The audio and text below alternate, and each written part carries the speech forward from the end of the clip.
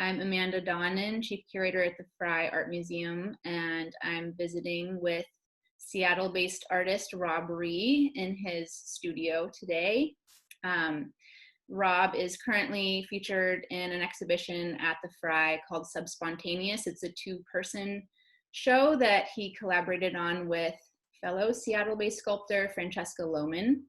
It opened in late January, right? Yeah, which is, the before times. So the show has been closed essentially to the public view for, 7 or 8 months now.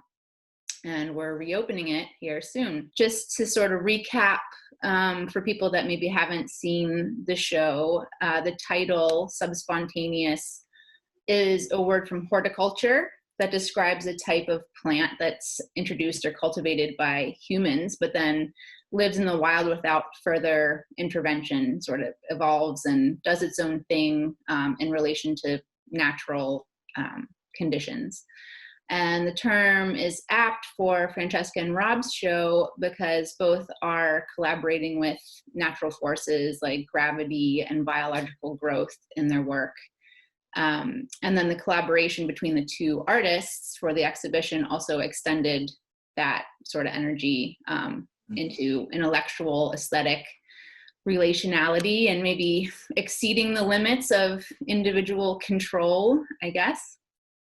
But so, Rob, in the show, you have some castings that were created by combining incompatible materials like plaster and alginate in molds, for example. But in the main, your work in the show is really focused around this body of gourd sculptures that you've been making for some time now, that has been sort of evolving in new directions over the last few years. And since it's gourd season, seems like a good time to just, think about these afresh. So do you mind introducing our viewers just to the body of work, sort of where it came from, how it's developed, and maybe show us some things that you're working on there in the studio these days? Sure. The gourd, in a funny way, the gourd work started with eggplants because I had I think this was in 2010 when I was in grad school in New York.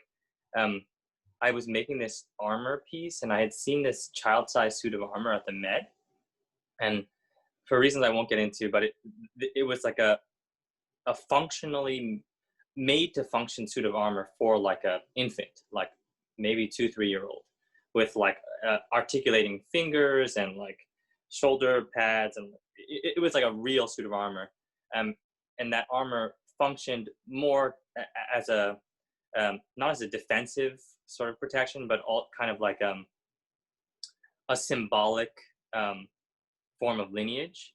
That was something I was thinking a lot about at the time, and I really wanted to make these gauntlets. They were just such beautiful little sculptures in and of themselves, and so I was gonna work with leather, but then I think at the time I was maybe like a bit afraid of a kind of Takashi Murakami, Louis Vuitton association with leather. I think I didn't want to make a luxury good. I wanted to make a kind of symbolic object. So I think I saw an eggplant in the grocery store, and I thought, like, that's leather-ish, or like, and that was kind of what I wanted. I didn't want leather. I wanted leather-ish, or like leatherness. And so that, like, working with that vegetable skin, I would take the eggplant, I'd core it out, I'd dry it, and then I'd sort of like impregnate it with vegetable glycerin, which is kind of like a neutral oil. And then it got this kind of leather texture, and it really became a kind of skin. And so I was working with vegetable skins for a while, and I needed to get a bigger skin. So that's how I got to the gourd. And I don't know what it is about, I think there was something about using something in its entirety that I found really interesting. Also, like, I had come from a bricolage tradition of working with found objects. But found objects, when you work with them, like, what you're working with is a pretty often homogenized, like masterfully homogenized set of materials. But what I liked about working with gourds or eggplant skins or eggplants, I mean, gourds are more so this, but they were a different kind of found object. You know, because they're a cultivated plant, they are a manufactured thing, just like anything else we have in the world. It's just the manufacturing process collaborates with the living process. And so I thought of these materials as subsets of a found object.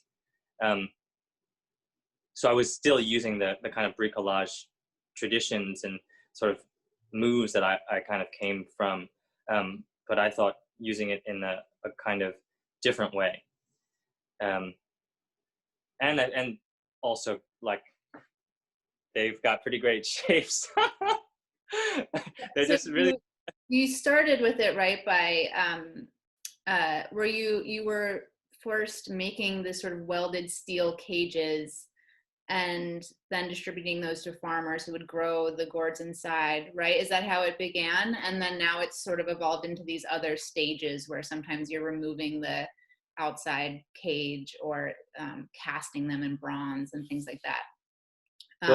But so it's like a found object, but there's also this layer of chance operation too, where you're sort of surrendering some of the control over what the object ultimately looks like to other forces.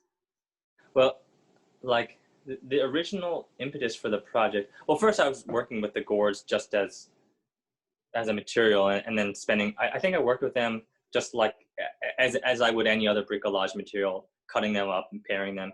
And then I think I heard this thing on the radio about like these genetic engineering clubs, and I thought like that would be a kind of interesting way to. An interesting take on a conceptual art piece, like a kind of Lawrence Weiner-esque sort of like formula where, you know, the piece doesn't have to actually be created to exist. It kind of exists sort of by implicating its possibility. So I thought, like, I'd been working with gourds. What if I could manufacture a kind of different gourd? You know, there are not that many heirloom types. So I could make the Rob Rhee gourd with some funky shape, and then I would have just these seeds, and the seeds would be the sculpture, the sculpture process, the concept. There would be some form of delivery system. And then you would plant the seed and you would see my gourd, and that would be kind of revelatory art experience. But like, that was way far, like that's kind of sci-fi, not really. So I came to the metal armatures as a way of creating some stimuli for the gourd to react to. And yeah, I had previously been, I previously thought about it in terms of chance and kind of like a Dada sort of like game element.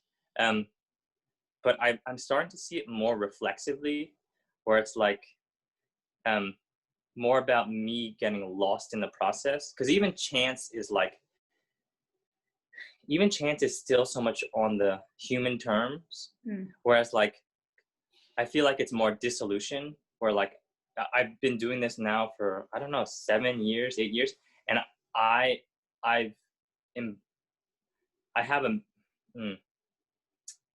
know the gourd's body much better than I did 7 years ago. And so like when I'm making these structures, I have a much better sense of like what it will or won't respond to. And it's changed me, of course, like maybe that's a minor way, but I mean, a kind of more major way I think thought of the change is like, it's put me on this seasonal calendar, like which is funny because this time of year doesn't really register for me, since I dry gourds, I usually get them back later. It's like they grow until now, they get cut off the vine, which is kind of maybe where the pumpkins are. Then they like spend a couple months just like rotting and molding, which creates the hard shell, and then I get them back. But but like I'm always in this project, I'm always on that cycle, and nothing in my life really is like that. You know, I'm very much of our kind of 24/7 on-demand world. So like being connected to a seasonal calendar, and thinking seasonally, and sort of thinking about the next steps seasonally, that's been really a change for me that I've appreciated. Right. Yeah. It's another way that time is embedded in them. There's this aspect of biological growth and change over time that, and then it's a sort of solid end state representation of that. But, and then there's this ancient human technology, essentially. You said that they were the first plant cultivated by humans. It's like a human technology. They were made to be scoopers or ladles and things like that, right? Yeah, like their first cultivated plant. They've been around for as long as human civilization, and so that there are these tools. They have they're like the tools are built into their phenotypes. You know, they're genetically tools, which is pretty fascinating. And I mean, I have no way to prove this, but I think they look like people. They look like body parts, and I think part of it is because we've spent so much time together that I don't know how that would work, but like there's like I think it's too strong a coincidence for the kind of biomorphic humanomorphic, I don't know what the word is, nature of gourds to just be accidental. I think we've been choosing our reflection in them, as well as their usefulness, I think. Yeah. Give me that one behind your head right now that you've recently been working on. That one is getting very biomorphic. Yeah. It's like Hans Belmer gourd. Totally. Yeah, it's very kinky. I mean, it's so funny because it's like, I mean, in some ways I didn't, it gets kinky really easily because I'm like, I just wanted like, oh, this is an interesting thing to like, so for me, this is a vessel. And like, what I was interested in was like, I had started out making this, so I started out making this as a mold. So something that I would pour alginate and plaster into so this is like a tool, like I was just going to use this to get something out of it. But then in making the tool, I recognized the identity of this thing outside of its use for me. I was like, oh, this is maybe not just a tool. Maybe this is a sculpture. But like what I wanted from it was these kind of bulges, which is where the material would pour and interact, and almost like these like meeting places. And so when I was making it, I thought, oh, this needs more meeting places. It needs places to kind of like congregate. But it does become something way phallic and bodily and Venus of Willendorfy and yeah. So this is I'm cleaning out the studio and I found something about like the metal structure, the metal cage, being a force that impinges upon the gourd. There are ways in which that can be seen as just like aggressive or just, about control or punishment or something, But for me, I wanted the relationship to be more ambiguous. Like, so something I think like an example would be jewelry, and so I started using those plastic structures in the growing process so that there would be articulations in the gourd that weren't visibly created by a superstructure. So that then there is potentially some invisible superstructure. It's not that there's no superstructure, it's that superstructure is invisible, or maybe it's coming from the inside. But like jewelry is an example of like, like I have a necklace. You often find that necklaces kind of come together at these like articulation points where the bone where that inside comes out, or and there's something, maybe there's something kind of beautiful about that. It's like these pressure points. Well, it's interesting you talk about it in terms of jewelry, because I sort of see it, I mean, you were talking about it not being as aggressive as this maybe, but it's more like clothing forms like a corset or something that shape it, but it's leaving it open. It's more of an open format, so that it's not about achieving some externally imposed ideal, right? It's about seeing what happens when the body sort of reacts and doesn't behave like you expect it to, I guess. That's yeah, that's really good, because like I've been reading some like Confucian philosophy over this summer, and it's funny because like if you think of a kind of Western philosophical tradition, or at least the way I understand it, there's a lot of focus on choice, and like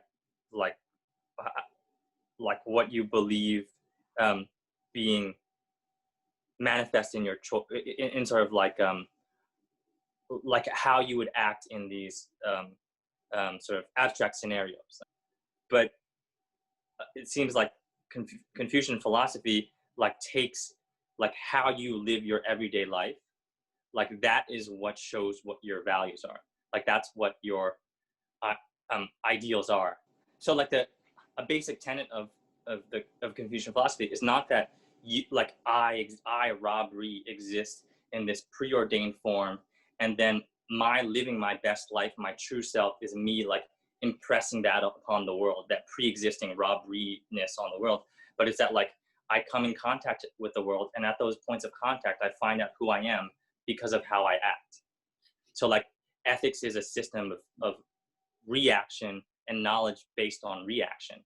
And so like I really like that example, Amanda, because it's like it's as if like I guess I want to push against this image that like the thing expanding unimpeded is like its best realization of itself. It's like it's the points of contact where we actually encounter something, someone, sometime else, that like we actually find out who we are, or we become who we are.